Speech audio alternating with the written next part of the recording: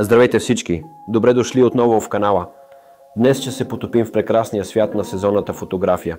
Как да уловим магията на всеки сезон и да направим снимките си забележими през цялата година. Независимо дали сте начинаещ или опитен професионалист, винаги има какво ново да научите за снимането на променящото се платно на природата. Така че, нека започнем. Пролетта се свързва с откриването на нови хоризонти, ярки цветове, разцъфнали цветя и свеж живот. Когато снимате през пролета, търсете макроснимки на цветя, капки роса по венчелищетата и радостната активност на събуждащите се животни. Ето няколко съвета за пролетна фотография. Използвайте широк отвор на диафрагмата, за да създадете меки и мечтателни фонове за цветята. Заснемайте макроснимки на детайли като прашец или дъждовни капки. Възползвайте се от меката, разсеяна светлина рано сутрин или в облачни дни. Включете елементи като пеперуди, пчели или бебета животни, за да придадете живот на снимките си. Лятото е свързано с яркост, енергия и топлина.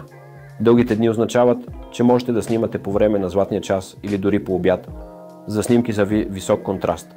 Помислете за ярки пейзажи, оживени улични сцени и водни отражения.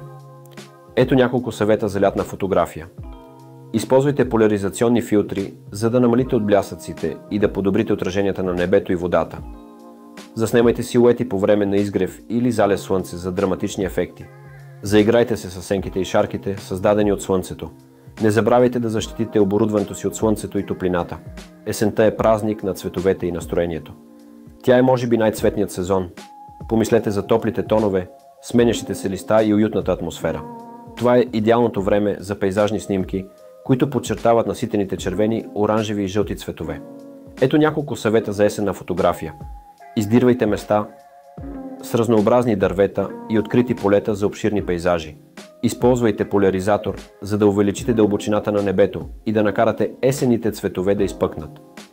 Експериментирайте с задно осветяване по време на изгрев или залез, за да създадете сияние около листата. Включете човешки елементи, като например хора, които се разхождат през цветни листа, за да разкажете история. Зимата е за прегръщане на спокойствието и тишината. Тя предлага различен вид красота. Тиха, спокойна и често вълшебна. Снегът може да превърне познати сцени в зимни чудеса. Търсете отражения, текстури на снега и леда и улавяне на настроението. Ето няколко съвета за зимна фотография.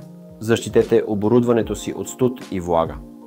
Използвайте бленда за обектива, за да предотвратите попадането на сняг или лед върху обектива.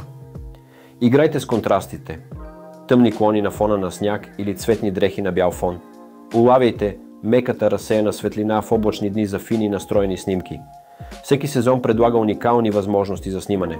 От нежните цветове на пролетта до суровата красота на зимата.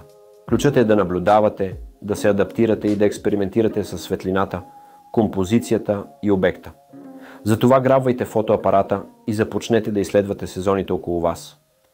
Ако това видео ви е харесало, дайте му палец нагоре, абонирайте се за още фотографски съвети и споделете любимите си сезонни моменти в коментарите по-долу. Благодаря за гледането и щастливо снимане през цялата година!